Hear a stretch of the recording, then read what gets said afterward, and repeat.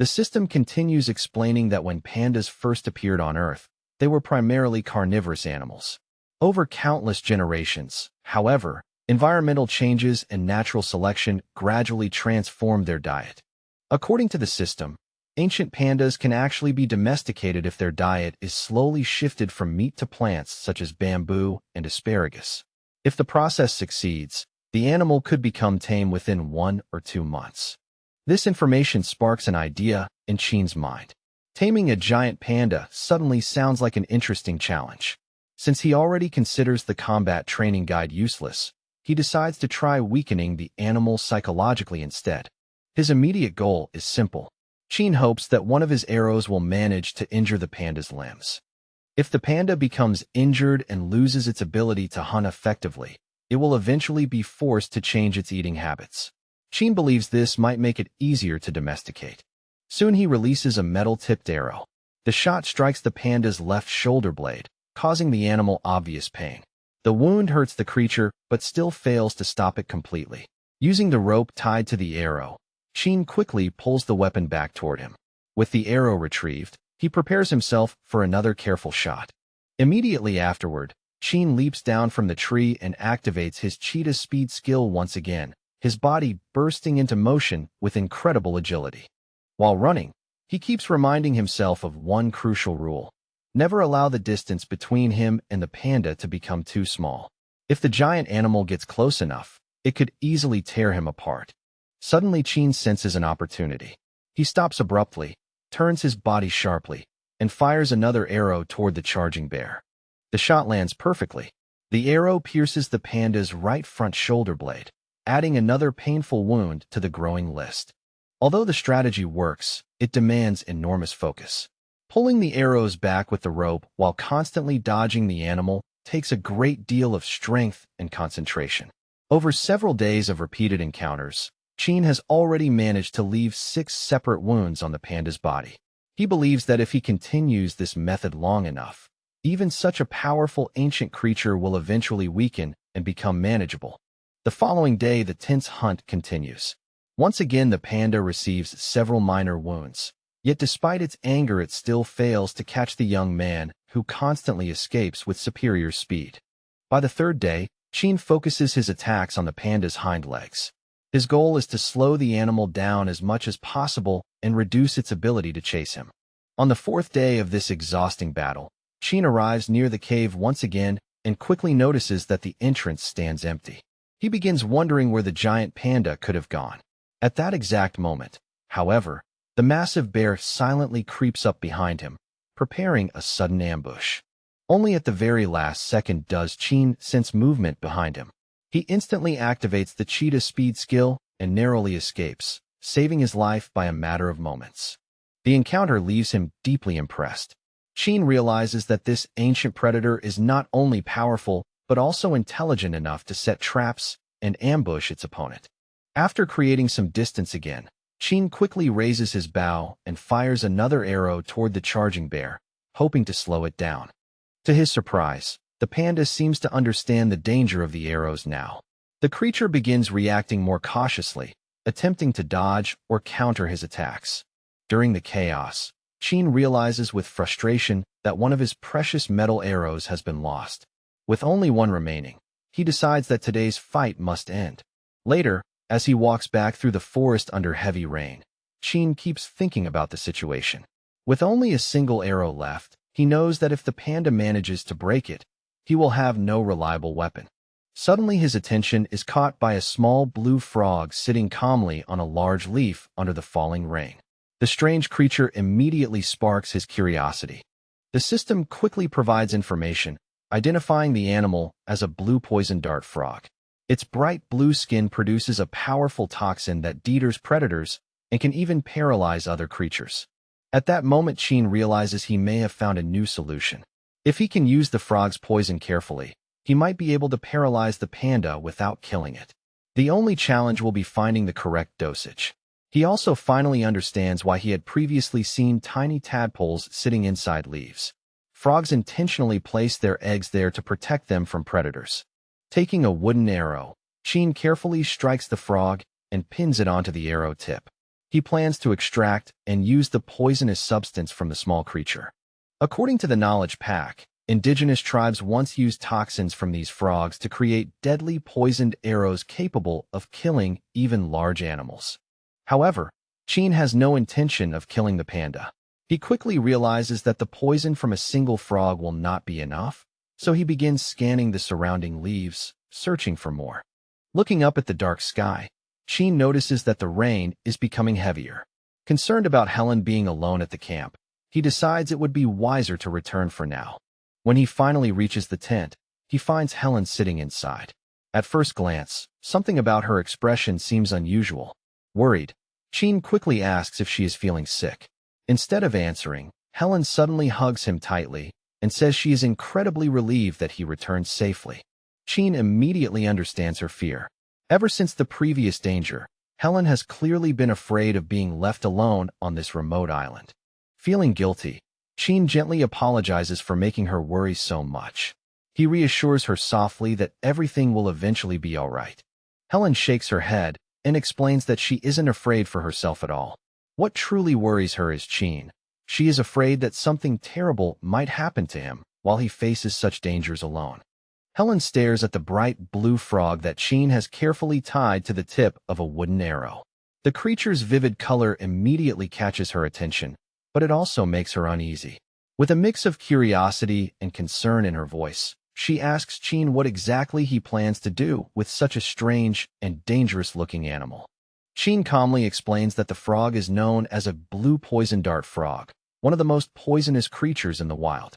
He tells her that the brighter the frog's skin appears, the more powerful the toxin it produces. Its dazzling color isn't just beautiful. It's actually a warning to predators to stay far away. He goes on to say that he plans to extract the poison from the frog and use it as a weapon against the giant panda. The animal has become a serious threat to both of them, and Chin believes that poison might be the only safe way to weaken it without risking a direct confrontation. Early the next morning, Chin lights a steady fire near their camp. Carefully holding the arrow with the frog attached, he begins drying the small creature slowly over the heat. His goal is to draw the toxic substances out of the frog's body so they can be used later. Although Chin admits to himself that he is not completely certain this method will work, he believes it is worth attempting. In his mind, experimenting with poison is still far safer than risking his last precious arrow in a reckless fight with the giant panda.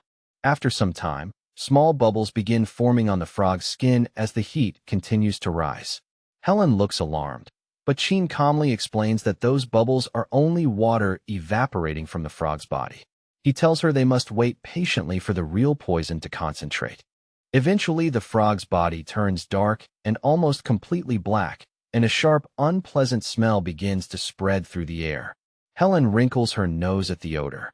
Chin nods and explains that this change means the poison beneath the frog's skin has likely reached a strong concentration. With careful movements, Chin begins coating the tips of his arrows with the extracted toxin. He believes this amount should be enough, especially since the panda is already wounded. Even a relatively small dose of poison might be enough to tip the balance.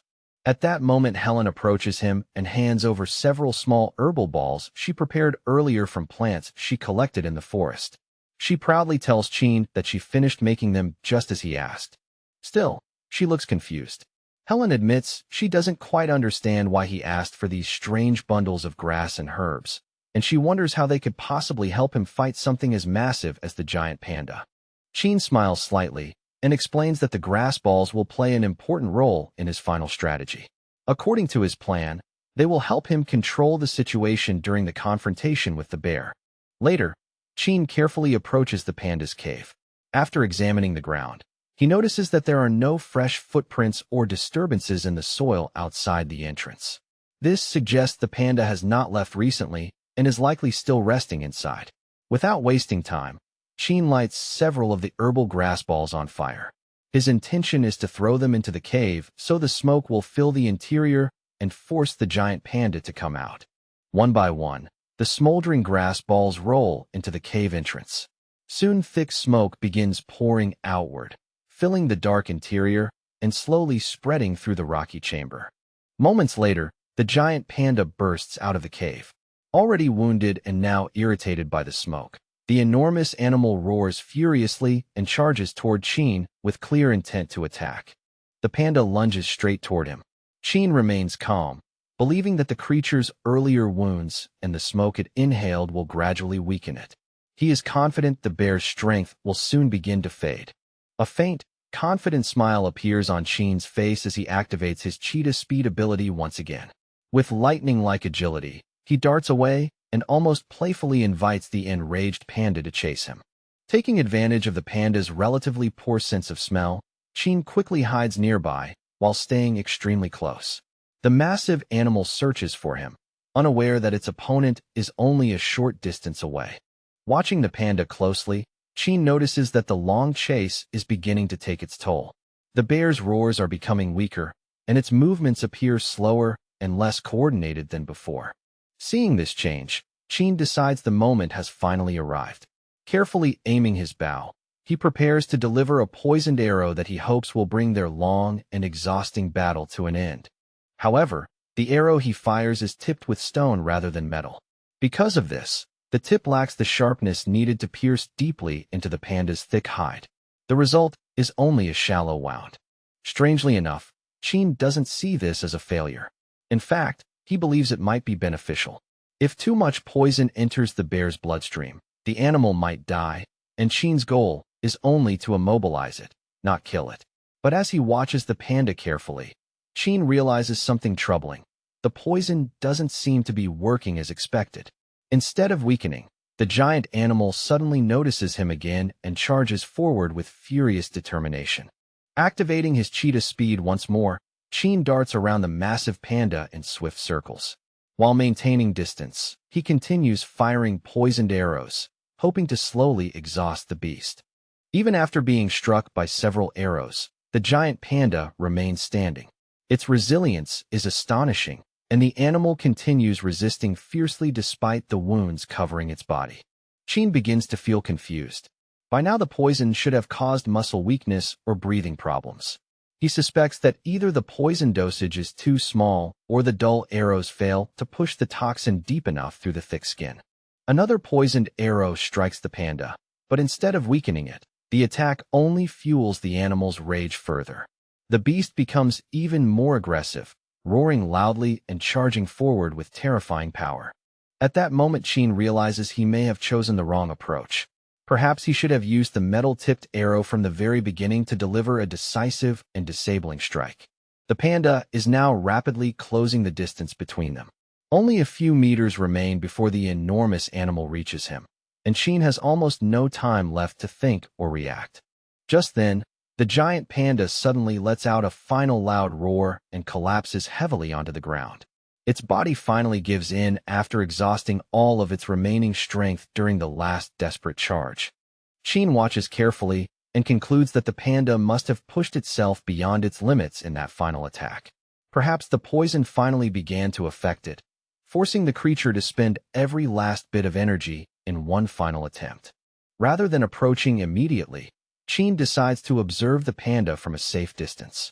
He wants to measure exactly how long the animal remains unconscious to better understand the true effect of the poison. About an hour later, the giant panda's body begins twitching slightly. Slowly, the massive animal shows signs of regaining consciousness, though it still appears extremely weak. 2 hours later, the panda struggles to stand up.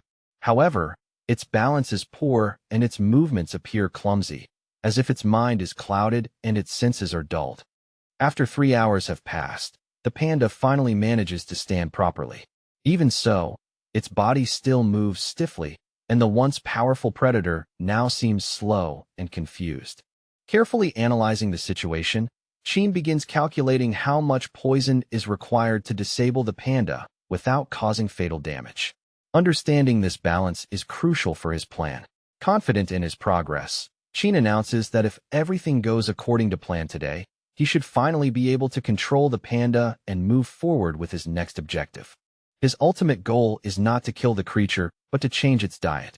Qin intends to gradually train the panda to eat fish and bamboo shoots instead of hunting other animals. After preparing everything carefully, Qin cautiously approaches the cave once again. He knows another confrontation may happen soon, and he mentally prepares himself. As he nears the cave entrance, he notices something strange. The giant panda is lying right at the mouth of the cave in an odd position, almost as if it collapsed there. Chin quickly realizes what happened. The exhausted animal must have tried to crawl back to its shelter but ran out of strength just a few meters before reaching safety. Taking advantage of the moment, Chin prepares a clever trick. He stuffs fresh bamboo shoots inside several fish, thinking that even ancient pandas probably had a taste for bamboo long before modern times. He tosses one of the bamboo-stuffed fish toward the panda and loudly calls out, almost as if giving an order, telling the bear to wake up and eat. The fish lands against the panda's body and wakes it. Startled, the massive animal jumps to its feet and begins growling angrily, clearly annoyed by the disturbance. Chin notices something encouraging. The panda still doesn't attack him immediately. This suggests that the poison is still affecting its strength and reactions. Soon the panda notices the fish lying nearby. Its attention shifts completely from Chin to the unexpected food lying in front of it. The hungry animal quickly grabs the fish and begins eating greedily. It devours the meal with obvious enjoyment, as if the sudden food offering has distracted it from its anger. Watching carefully, Chin thinks to himself that although the panda may appear slow or clumsy, it is actually an incredibly powerful creature. If he manages to tame it, such an animal could greatly help them survive on the island. To strengthen the idea, Chin lifts a bundle of fresh fish in his hands and shows it clearly to the panda. The sight immediately captures the animal's attention and awakens its appetite again. Unable to resist the temptation, the panda eagerly moves toward the food and begins devouring the fish one after another. As it eats, its aggressive behavior gradually fades, replaced by simple hunger and curiosity. After eating several fish, the giant panda finally seems satisfied. Its fierce expression softens, and the tension in its body slowly fades. Watching this change, Chin begins thinking about what to call the animal. If the panda truly becomes his companion one day, it will need a proper name, something that suits its massive but oddly gentle presence. Choosing a nickname for an animal turns out to be surprisingly difficult. Chin realizes that even if animals don't understand the meaning behind a name, they can still learn to recognize it through repetition. If he says the same name often enough, the panda will eventually respond whenever it hears it. Meanwhile, the panda appears completely relaxed after its meal. With its stomach full, it rolls over onto its back and stretches out comfortably. Within moments, the huge creature closes its eyes and drifts into a deep, peaceful sleep right there on the ground. The bear's calm behavior surprises Chin greatly. He had expected aggression, not this lazy display of trust. Half-jokingly, he calls the bear humbug under his breath. After saying it a few times, he suddenly decides that this unusual nickname fits perfectly. In Chinese, he thinks it will sound like Hampy, and the name somehow sticks. Later that evening, the two young survivors sit beside the crackling campfire, enjoying a pot of warm soup they prepared together. Helen smiles softly and asks Chin how things are progressing with the giant panda he has been trying so hard to tame. Chin thinks about it carefully before answering. Judging by the panda's current behavior, he estimates that completely taming Hampy might take around 2 months. Even so, he says he is willing to spend that time patiently working toward the goal. Helen tilts her head and laughs lightly, saying that the panda's new name sounds rather strange. Curious, she asks Chin how many weeks it might take before the animal actually starts recognizing and responding to the nickname. She also seems unsure how she is supposed to react to all of this. Part of her wonders if Chin expects her to praise him for his bold plan, but she honestly doesn't know whether to be impressed, amused, or simply confused. Chin gently asks her to be patient for a little while longer. He explains that the panda still needs time to grow used to human presence. Once the animal becomes calmer, he promises he will introduce Helen to Hampy properly. While speaking, Chin suddenly notices something strange. Helen hasn't touched her food at all, and her face looks pale and uncomfortable. She sits quietly with both hands pressed against her stomach and avoids answering his concerned questions. After thinking for a moment, Chin makes an awkward guess. He carefully asks Helen whether she might be starting her monthly cycle and whether that's why she's feeling unwell. Helen immediately becomes irritated by the question. With a sharp tone, She tells him that it's none of his business, but her reaction more or less confirms that his guess was correct. Clearly embarrassed and frustrated, Helen raises her voice and tells Chin to stop talking about it right away. Her irritation shows that the topic makes her deeply uncomfortable. In truth, Helen's mood has been worsening recently. Part of it is because her body is preparing for her monthly cycle, and part of it comes from the stress of dealing with such things while stranded on a deserted island. Although Chin has never had a girlfriend before, he still understands basic facts about women's health and cycles. Because of this knowledge, he has a fairly good idea of what Helen is going through. Trying to be helpful, Chin asks her when she thinks the cycle will begin. Helen sighs and says she isn't exactly sure, but based on how she feels, it will probably happen very soon. He remembers that the average menstrual cycle usually lasts about 28 days. According to their rough count, Helen's period should have started 2 days earlier, though the symptoms only appeared now. Chin assumes the delay could be due to stress, lack of sleep, or the difficult living conditions on the island. After thinking about it for a moment, he suggests that tomorrow he will try to make some paper. Helen looks at him in disbelief. She never imagined that something like paper could be produced under such primitive conditions on a deserted island. Chin quickly explains that the paper he plans to make will not be the same quality as modern manufactured paper. It will be rougher and less refined, but it should still serve their practical needs. He continues by explaining that paper was first invented during the Han Dynasty in ancient China. In those early days, the material was extremely crude and rough, sometimes too poor in quality to even write on properly. Over time, the production process improved significantly. In the beginning, plant materials had to be split into fibers, washed repeatedly, and soaked in alkaline solutions. Afterward, the raw fibers were cleaned and ground into a soft pulp to create a uniform mixture. Most of the work actually went into preparing the pulp. Workers would soak plant materials in water and leave them for long periods until natural microorganisms broke them down into a mushy mass. Once this pulp formed, it was collected and further ground into fine paper fibers. The mixture was then spread onto special frames and left under the sun to dry into thin sheets. The next morning, Helen wakes up suddenly because of a terrible smell spreading throughout the camp. The foul odor is so strong that it immediately makes her feel nauseated. She quickly steps out of the tent and sees Chin standing nearby with a pot in his hands. Covering her nose, she asks him where the awful smell is coming from and what exactly he is doing. When Chin casually explains that the pot contains human urine, Helen freezes in shock. The idea surprises her so much that she can hardly believe what she just heard. While Helen finishes building several wooden frames needed for making paper, she admits that she has never heard of urine being used in such a process. Chin calmly explains that he is modifying the traditional technique using whatever materials they can find on the island. Chin carefully inspects the frames Helen constructed. Once again, he finds himself impressed by her practical skills, realizing that she is extremely capable when it comes to crafting useful tools. Holding a homemade clay pipe, Chin begins explaining his chemical plan. Normally, modern technology uses sodium hydroxide to break down plant materials by removing lignin and resin, leaving behind the fibers needed to make paper pulp. He explains that urine contains urea as its main component. If the urine is left to settle and then heated, ammonia can be produced. After that, shell powder containing calcium carbonate can be added along with water to continue the process. Helen listens with growing amazement.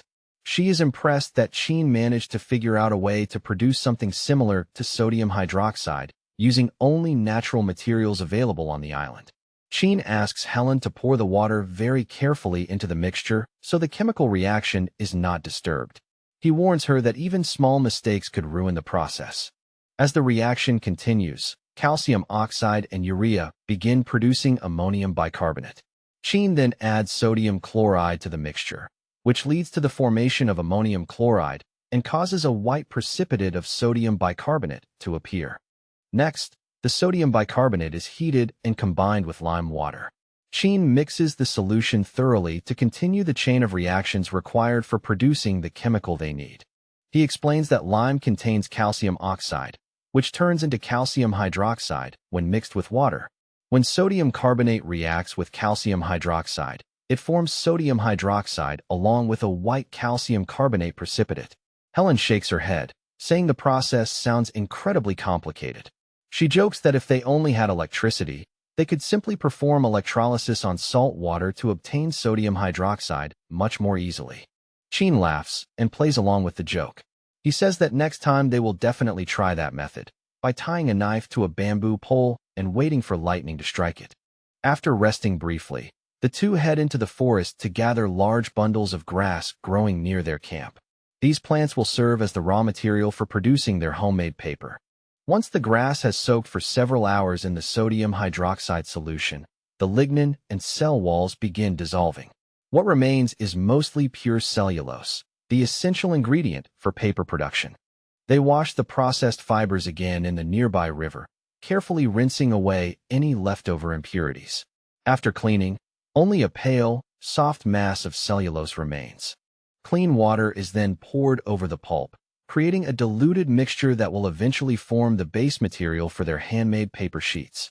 Because the frames Helen built are quite large, they pour the pulp mixture into a bigger container and begin filtering it slowly through the wooden frames.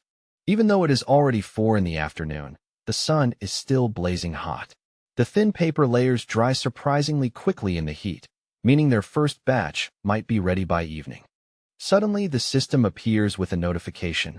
1,000 points have been added to Chin's account for successfully producing paper. The reward comes as a pleasant surprise. Without any bleaching process, the finished paper has a slightly yellow color. It is also thicker and rougher than normal paper, but it turns out to be quite strong and difficult to tear.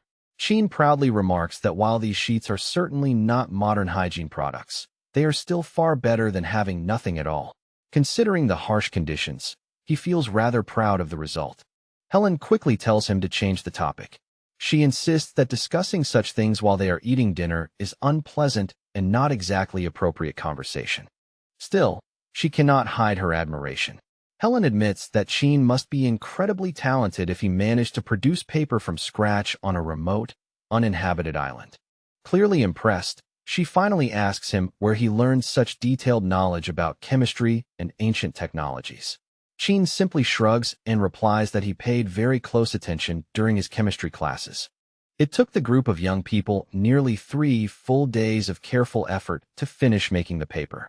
The work was slow and exhausting, requiring patience and constant attention. During that time, Chin hadn't gone to see the panda at all. Now that the task was finally done, he decided it was time to visit her again and check how she had been doing during his absence. Chin hurried along the forest path toward the cave, his pace quick and purposeful. It had been a while since their last meeting, and he was genuinely curious about the panda's condition. After everything that had happened before, he wanted to see how the large bear was feeling and whether she still remembered him. As Chin finally approached the cave entrance, he noticed something that made him pause for a moment. A massive panda was lying right at the opening, its huge body blocking part of the entrance. The animal appeared completely relaxed, stretched out comfortably, and sleeping without a single worry in the world. The moment the panda heard footsteps and sensed someone approaching, Hampy suddenly sprang up onto her paws. She let out a low, cautious growl, her tired eyes watching the visitor closely. Although she looked slightly irritated from being disturbed, she carefully observed Chin as he came closer. Then the enormous bear noticed something else, the fish in the young man's hands. Almost instantly, her mood shifted. The faint aggression in her eyes faded away, replaced by clear curiosity. The smell of food seemed to capture all of her attention at once. Hampy's expression quickly softened into something almost friendly. She stared at Chin intently and even licked her lips, clearly hoping to receive the fish he carried. Chin quietly observed her reaction and thought that after 3 days without proper food, the panda must be extremely hungry. In his mind, this also seemed like the perfect moment to begin teaching her a few simple commands. Without hesitating, Chin tossed a large fish toward Hampy. Despite her huge size and somewhat clumsy appearance, the panda reacted with surprising speed. With a heavy thud of her paws, she skillfully caught the fish midair, showing an unexpected level of agility. Watching this carefully, the boy felt optimistic about his plan. If he continued using food rewards like this, he believed that with steady effort and patience he could successfully tame the bear within the next 2 months. After giving Hampy her treat, Chin calmly explained that he needed to head back to the river to continue his work. Before leaving, he waved slightly and said goodbye to the panda, promising that he would come back again the next day. Chin walked slowly along the edge of the river, thinking carefully about the plants that might grow nearby. The soil on this unstable riverbank was moist and rich, which made him believe that wild ginger might grow in such a place. With some hope, he began searching the area. His search didn't last very long before luck seemed to favor him. After exploring the riverbank for a while and carefully examining the plants around him, he eventually spotted exactly what he had been looking for. The system soon confirmed his discovery. It identified the plant as common ginger, a member of the ginger family. This perennial herbaceous plant could grow more than 40 centimeters tall, and its underground rhizome, the part commonly called ginger, was edible and valuable. For countless generations, people have valued ginger for its powerful healing properties. Its root is known to help reduce fatigue, strengthen the immune system, and improve overall health. Because of these benefits, it has long been widely used in traditional and folk medicine to prevent and treat many different illnesses. Meanwhile, Helen remained inside the tent and refused to step outside. She was clearly in a terrible mood. An intense pain in her lower abdomen made it difficult for her to even move comfortably. The discomfort was so strong that it left her looking pale and exhausted. Concerned, Chin asked her a rather straightforward question. He wondered if her menstrual periods were always this painful, explaining that the girls in his class back home never seemed to experience such severe suffering. Helen shook her head weakly and explained that this situation was unusual even for her. She admitted that she had never experienced pain this intense before. The discomfort she felt now was far worse than anything she had dealt with previously. Shin then asked her what she normally did to relieve the pain during times like this. He wanted to know if she had any usual methods or remedies that helped her feel better. Helen replied that in the past, she would usually place a warm heating pad against her stomach. After that, she would drink a warm mixture of eggnog sweetened with cane sugar, which often helped ease the discomfort. Chin scratched his head slightly and admitted that he didn't have those exact things available in their camp. However, he said he could still offer her something helpful, a bottle filled with hot water and a freshly brewed cup of ginger tea. Helen gladly accepted the steaming cup of ginger tea that he handed to her. As she held the warm cup between her hands, she looked up with curiosity and asked him where he had managed to find fresh ginger in the wilderness. Chin casually replied that he had stumbled across the plant while returning to camp and decided to collect some. But Helen soon noticed something else. His pants were soaked and covered with thick river mud. At that moment, she realized that he must have searched the riverbank specifically to find ginger for her. Helen slowly drank the ginger tea, savoring the warmth as it spread through her body. After finishing the cup, she could clearly feel the difference. The sharp pain in her abdomen gradually began to fade, and she finally felt a noticeable sense of relief. While sitting nearby, Chin explained that wild animals usually refuse to accept food from strangers. However, when they become extremely hungry, their instincts change, and they eventually stop caring about who offers the food. He continued by explaining the strategy he had used with the panda. By limiting the panda's ability to roam freely, he had effectively prevented it from easily finding food on its own. Once the animal became hungry enough, he began feeding it a mixture made of fish and bamboo shoots in equal proportions. Chin admitted that this training method might sound somewhat harsh or even cruel at first glance. However, from a practical standpoint, it proved to be extremely effective for achieving his goal of gradually changing the panda's behavior. As time passed, he slowly adjusted the mixture he fed to the panda. The amount of fish in the diet gradually decreased, while the proportion of bamboo shoots steadily increased. After about a month of consistent feeding and training, the panda was already comfortable eating a mixture that contained 9 parts tender bamboo shoots and only a small portion, 1 part, fish. By that point, the large bear had begun to view Chin not as a threat, but as a trusted companion. The young man handed the panda a bundle of fresh bamboo shoots and spoke gently, telling her that he had brought them especially for her. Every now and then, Chin would still reward the panda with small fish as a special treat. In exchange, the bear allowed him to scratch her thick back for comfortably. After 2 full months of patient training, the once dangerous predator had largely adopted herbivorous eating habits under the young man's guidance. Chin explained that ancient prehistoric pandas were actually omnivores capable of eating many types of food. However, he personally believed that archaeologists who insisted pandas had once been primarily carnivorous were probably mistaken. The boy also understood something important. While he had successfully trained this panda to rely mainly on bamboo, that didn't necessarily mean the animal could never change its diet again in the future. At that moment, the system informed Chin that he had successfully altered the panda's dietary habits. As a reward for this achievement, he received a special ability known as the Seal of Beast Training. This special seal granted its owner the ability to mark a tamed animal as their companion. Once the mark was established, a subtle connection would form between the owner and the animal. Through this connection, the owner could sense the creature's emotional and psychological state. Additionally, the beast training seal provided another useful benefit. It allowed the owner to sense whether the animal might become aggressive or attempt to attack its master, offering an extra layer of safety and awareness. Without wasting any time, Chin immediately approached the giant panda and decided to activate the beast training seal. He hoped that this would allow him to establish a deeper connection with Hampy and understand her feelings more clearly. He stretched his hand forward toward the panda. Almost instantly, faint magical energy began to gather around him, swirling softly through the air and surrounding the area with thin streams of glowing light. To Chin's surprise, nothing obvious seemed to happen at first. There were no strange visions, no sudden sensations, and no dramatic reaction from the panda at all. However, after a short delay, the seal finally began to function. A quiet message appeared in his mind, informing him that his newly bonded pet was slightly sick and also quite hungry. Chin gently patted the giant panda on the withers and spoke warmly to her. From that moment on, he told the animal her name would officially be Hampy, and he would be the one guiding and caring for her as her master. Taming the massive panda had taken a great deal of patience and time. Still, Chin couldn't hide his excitement about the achievement. As soon as he returned to the camp, he eagerly told Helen about everything that had happened. Curious and excited, she immediately asked if she could see the bear herself.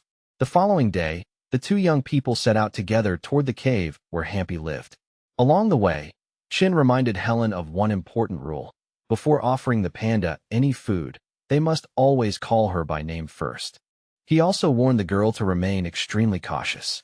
Even though Hampy had become calmer, she was still fundamentally a wild animal, and unfamiliar people could easily make her nervous. Despite the nervousness she felt, Helen gathered her courage and slowly stepped toward the giant bear. With careful movements and steady hands, she offered the food to Hampy. Food turned out to be the perfect way to help Helen and the panda become familiar with each other. Surprisingly, after just a single week, Helen and Hampy had already begun getting along remarkably well. Not long ago, Hampy had been an aggressive and unpredictable bear that would attack anyone who dared come close. Now, however, the animal remained calm and showed no aggression unless someone deliberately provoked her. Meanwhile, the bamboo trap they had built near the river continued to work perfectly. It regularly supplied the young people with a steady and generous amount of fresh fish. One day, Helen curiously asked Chin about something she had noticed. She wondered why he always carried the fish tied together in such a strange and unusual way. Chin explained that their camp was located about half a day's walk from the river. By tying the fish in that particular way, he could keep them alive for as long as 10 hours during the journey back. Back at their camp, the two young people began gathering their belongings. They carefully packed their small tools, useful items, and supplies into several large woven baskets. While preparing to leave, Helen pointed at a large flat stone slab they had been using and asked what they should do with it. Chin thought for a moment before suggesting they simply leave it behind, confident that they would easily find another suitable flat stone in their new location. As they prepared to leave their very first camp behind, Helen paused for a moment and looked around quietly. With a soft voice, she admitted that only now, when they were about to depart, did she truly realize how much she would miss this place that had once been their home. She turned back one last time and gazed sadly at the small camp where they had spent so many days together. Memories of their struggles, small victories, and quiet evenings by the fire flooded her mind.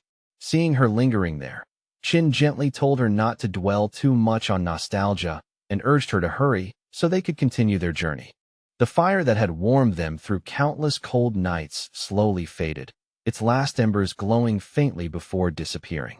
Gradually, the young travelers and their loyal panda companion moved away from the clearing, their figures slowly vanishing into the deepening shadows of the forest. After arriving at their new location, the first thing the young people did was build and light a fresh campfire. As the flames began to rise, the system suddenly notified Chin that he had received 3,000 points as a reward for successfully establishing a new camp. Helen looked up at the open sky above the clearing and smiled with quiet admiration. She said that this new spot offered a beautiful, unobstructed view of the night sky. As she gazed upward, the shimmering band of the Milky Way stretched across the darkness, filling her with wonder. Chin nodded thoughtfully and shared that even when he lived in the city, he often enjoyed looking up at the stars. Although the bright lights of the city made it harder to see clearly, he could still spot many stars scattered across the night sky. Still, he admitted that things had changed over the years. Compared to when he was a child, the air had grown far more polluted, the weather patterns had shifted, and the rapidly expanding city produced so much artificial light that observing the stars had become increasingly difficult. After staring at the sky for a while, Chin stretched his arms and said he was feeling tired and planned to go to sleep. Helen suddenly realized that things were different now. Since they had Hampy nearby acting as a reliable guardian, they no longer needed to take turns keeping watch at night and could finally rest peacefully together. Chin immediately froze when he heard the phrase, "sleep together." His expression changed in obvious surprise. Meanwhile, Helen looked at him with confusion, not understanding at all why her simple remark had shocked him so much. Taking her words quite literally, Chin began to imagine something entirely different. In his mind, he suddenly wondered whether Helen might be hinting that she wanted to become his girlfriend. Helen quickly realized the misunderstanding and shook her head with embarrassment. She explained that it had only been a casual expression and that she had absolutely not meant it in that way. She tried her best to clarify what she had actually meant. Chin stepped closer to her with a teasing smile, clearly enjoying the awkward situation. Helen frowned slightly and told him that his imagination was far too active and that he had clearly invented far more meaning than her words contained. Feeling slightly flustered, she asked him to stop teasing her and begged him to quit behaving in such a playful and embarrassing way. Chin simply shrugged and replied casually that if there was no answer, then there was no answer. His indifferent response only made Helen feel even more irritated.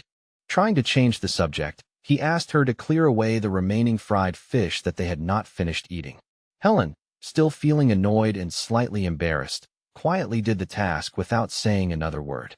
On the second day after moving into their new camp, the young people began working again. In a nearby clearing, they dug up clay from the ground because the pottery they currently had was not enough for their daily needs. If they wanted to live comfortably, they would need to create many more clay vessels.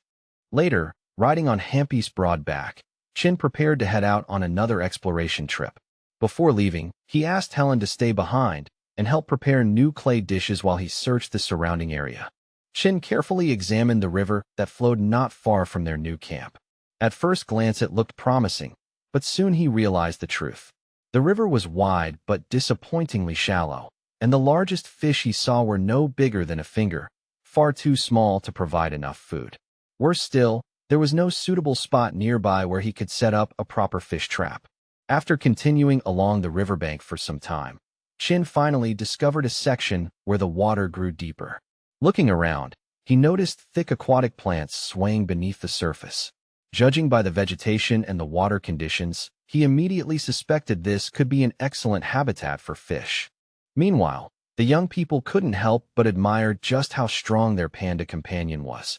Watching Hampy haul large bundles of bamboo with surprising speed, they realized that with her help they could probably gather enough bamboo in a single day to build an entire kitchen structure.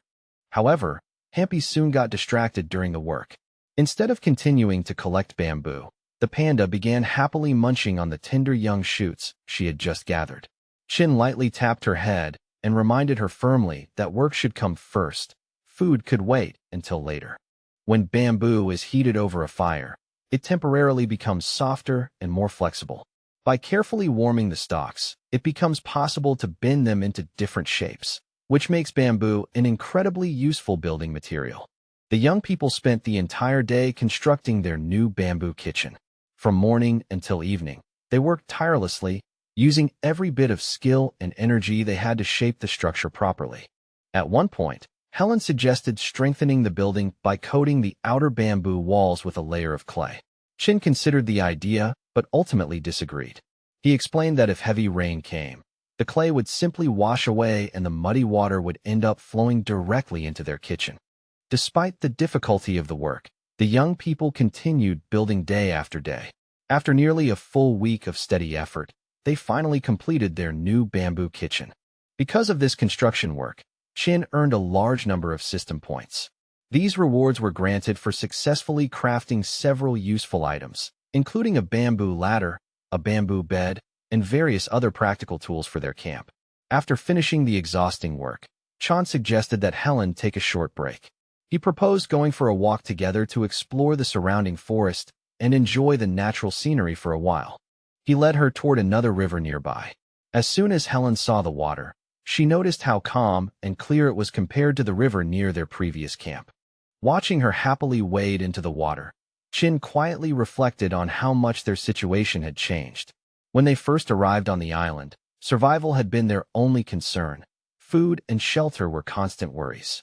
Now, things were finally stable enough that Helen could even play carefree in the water. Suddenly, Helen let out a loud cry. She grabbed her leg and exclaimed that she had just stepped on something extremely hard beneath the water. Curious, she reached down into the river and pulled out an unusual-looking stone. Examining it carefully, she guessed that it might be a piece of rock crystal. She handed the stone to Chin for a closer look. After inspecting it, he explained that it was actually quartz, a mineral that could be used as one of the key materials for making glass. Chin studied the stone more carefully and continued explaining. Although rock crystal is also a form of quartz, it is known for its exceptional purity and transparency, which this particular piece did not possess. Hearing this explanation made Helen a little disappointed. She had hoped she had discovered something rare or valuable, but it turned out that the stone she found was simply an ordinary piece of quartz. Chin then suggested they walk farther upstream. He explained that the river seemed deeper in that direction and that the trees along the banks grew thick and dense, forming an impressive green wall of vegetation. As they walked, Chin suddenly noticed a massive, majestic tree towering above the others. Judging by its enormous size, he guessed it must be several hundred years old. The system soon identified it as a three-spined Hilia tree, whose wood is excellent for carpentry and whose fruits contain saponins that can be used as natural shampoo. Helen recognized the tree as well and nodded thoughtfully. She said she had once heard that the fruits of this tree could even be used to wash clothes because of the natural cleaning substances inside them. Kin confirmed that her memory was correct. He added that if the Hilia beans were boiled together with coconut and ginger, the resulting mixture could create an excellent natural shampoo. Helen looked up at the tree trunk and noticed the massive thorns covering it. She immediately realized that climbing such a dangerous tree would be extremely difficult and risky. Concern filled her voice as she warned him not to try it. The tree was far too tall, and the sharp thorns covering the trunk made it look incredibly dangerous. She clearly didn't want Chin putting himself in harm's way. But Chin only smiled at her concern. He explained that he wanted to collect the beans so he could make a good shampoo for her. Since the lowest branches were at least 3 meters above the ground, he decided he would need to activate his cheetah speed skill to reach them. With the skill activated, he pushed off the ground with powerful force and leapt upward. The sudden jump sent him soaring high enough to grab the branches, leaving Helen staring in astonishment. Seeing him climb higher made Helen nervous. She pleaded with him anxiously, asking him not to take such risks and begging him to come back down safely. Instead, Chin calmly asked her to bring over a large bamboo basket so they could collect the pods from the tree once he cut them down. Helen felt deeply uneasy watching him climb higher and higher. The thought that he might get hurt while doing something meant to help her made her feel both worried and guilty. Kin soon realized he needed to climb even higher, since the bean pods grew mainly on the upper branches. Fortunately, the tree had thick, sturdy limbs, making it much easier to climb than the smooth trunk of a coconut palm.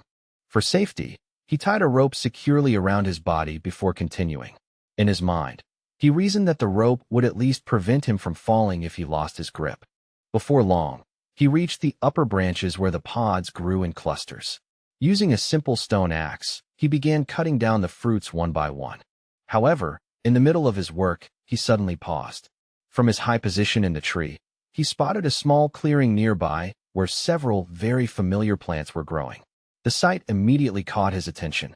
After climbing back down from the tree, Chin walked over to Helen. She approached him carrying a bamboo basket now completely filled with halaya beans and asked him to take a look and see just how many they had managed to collect. Chin glanced at the basket filled with pods and told Helen with a satisfied nod that this amount should be more than enough. They could use most of the pods to make shampoo, and there would still be a small portion left that could be prepared as food. He then added that the decision was entirely hers. If she really wanted better shampoo, she could sacrifice the beans meant for food and use all of them for the mixture. Smiling slightly, Chin suggested that she think it over and make the final choice herself. After that, the boy gently patted the giant panda on its thick fur and spoke to it warmly. He told Hampy that it was time to continue their journey and that staying in one place for too long was never a good idea in the wild. Chin explained that he would make a final decision later. First, they needed to take a closer look at the clearing they had noticed earlier, the one where a large patch of sugar cane had caught their attention from a distance. The young people soon arrived at the clearing filled with sugar cane. As Helen looked around, her eyes widened in surprise.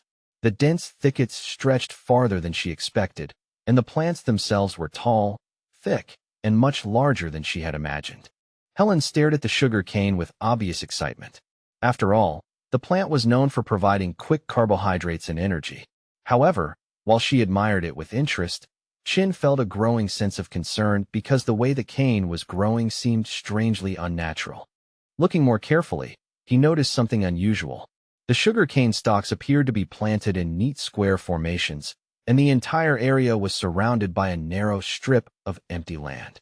Such a pattern didn't look like something that wild plants would naturally form. Helen tilted her head curiously and admitted that she had never seen sugar cane like this before.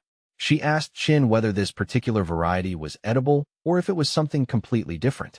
Curious, the girl slowly reached her hand toward one of the tall leaves to touch it.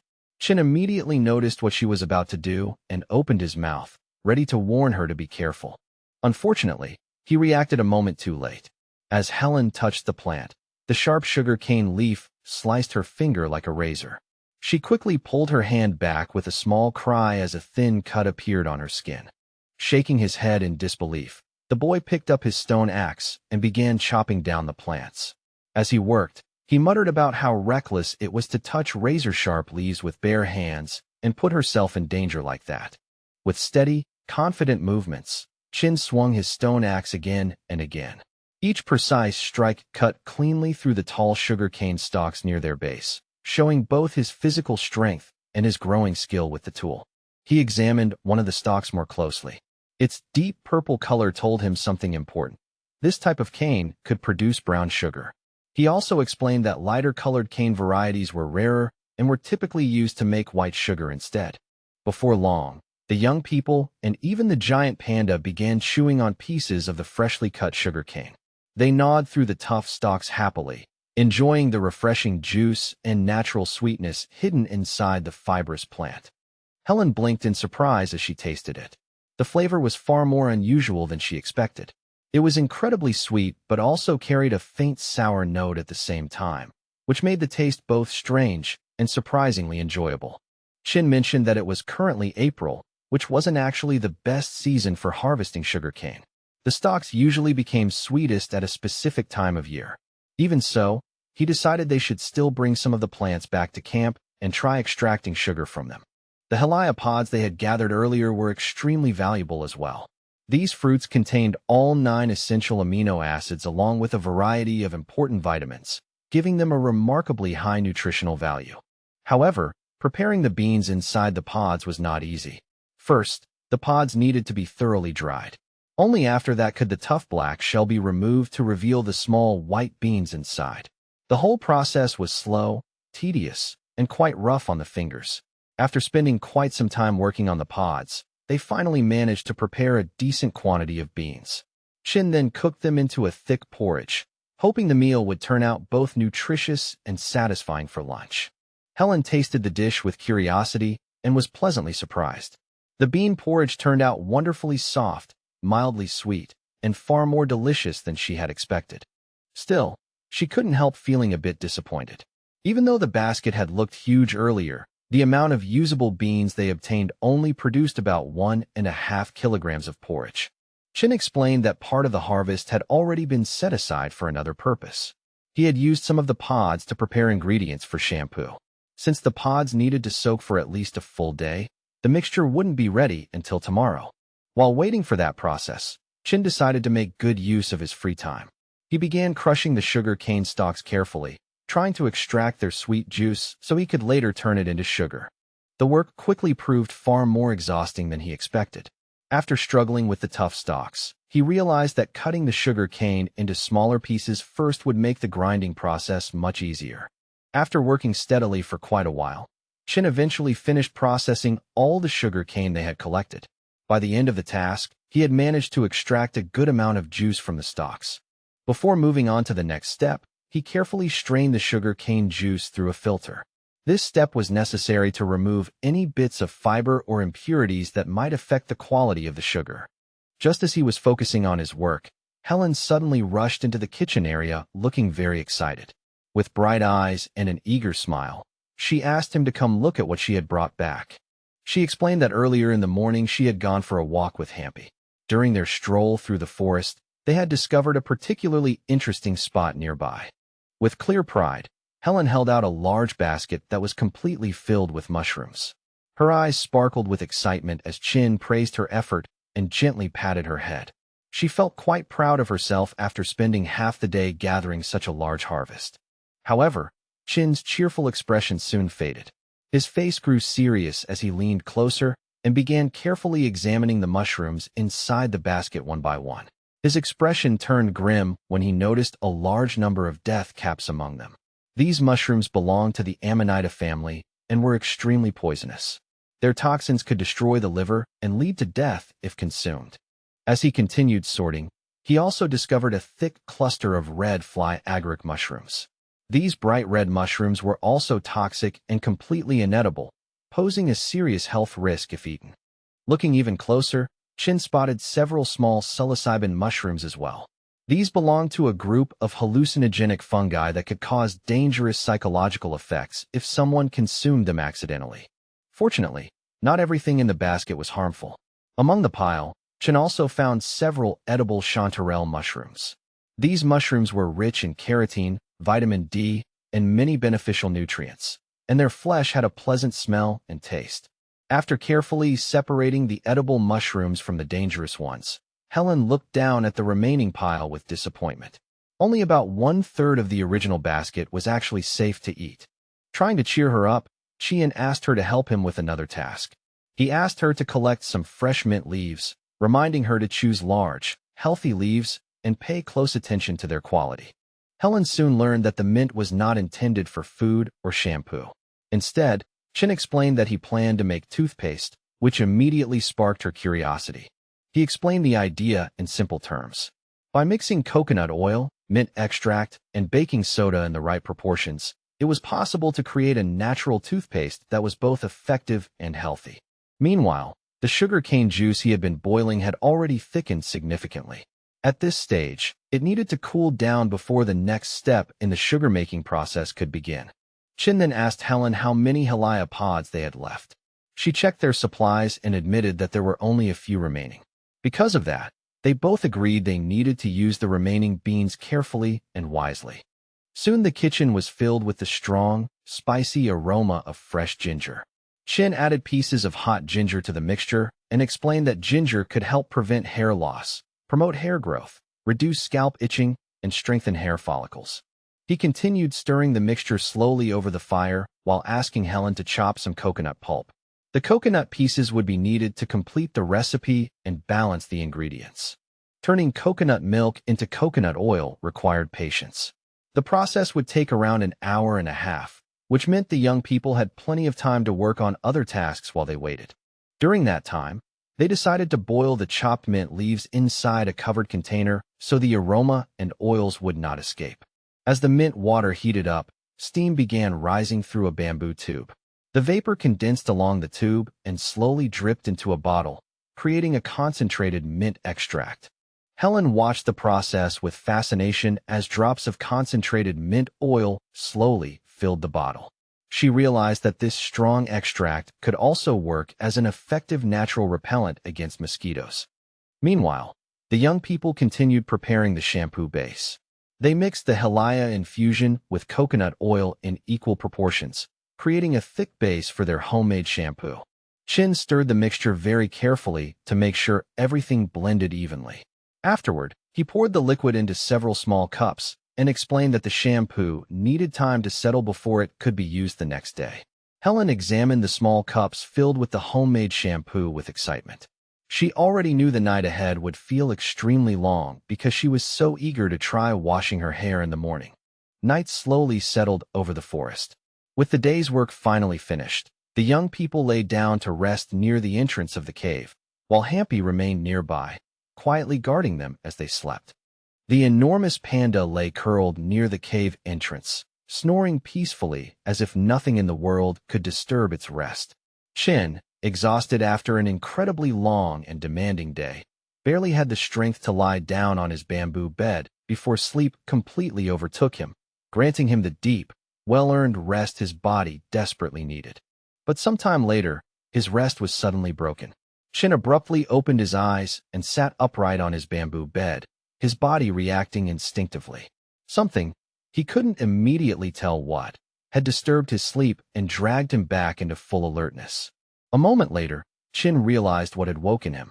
Helen was murmuring in her sleep, speaking softly and incoherently. Through the half-formed words, he could make out phrases about clean, shiny, and incredibly soft hair. Soon Helen herself stirred awake. As she sat up, she noticed the sound that had actually awakened her, the steady drumming of rain. Within minutes, the light rainfall intensified rapidly, turning into a heavy and relentless downpour outside the cave. As the rain poured down, both young people suddenly noticed something unusual about the giant panda. Hampy's posture and movements clearly showed that something was bothering the animal. The panda looked restless and uneasy. Hampy stood stiffly at the cave entrance, staring into the dark forest beyond. The panda's body tensed as it began to growl low and deep into the night, as though warning something unseen in the darkness. Helen approached slowly and tried to calm the animal by gently stroking its thick fur. Chin watched closely, confused about why the panda was reacting this way when everything around them appeared quiet. Trying to understand the situation, Chin stepped forward and placed his hand on the panda. At that moment, he activated the beast training seal that the system had granted him earlier. The magical seal responded instantly. In the blink of an eye, Chin felt a strange connection forming, allowing him to sense the emotions and thoughts flowing through the panda's mind. Suddenly, a flood of unfamiliar sensations and vivid impressions overwhelmed him. Through the seal, he began experiencing the world exactly as the panda perceived it, its fear, tension, and instinctive awareness of danger. Within those sensations, he clearly understood the problem. Hampy was sensing a herd of wild boars approaching the cave. Chin immediately warned Helen to stay alert and prepare herself in case of an attack, fearing that the boars might soon charge toward them again. He quickly advised Helen that if the animals appeared, she should stay safely inside the cave. According to him, the narrow entrance would give her some protection if she remained inside.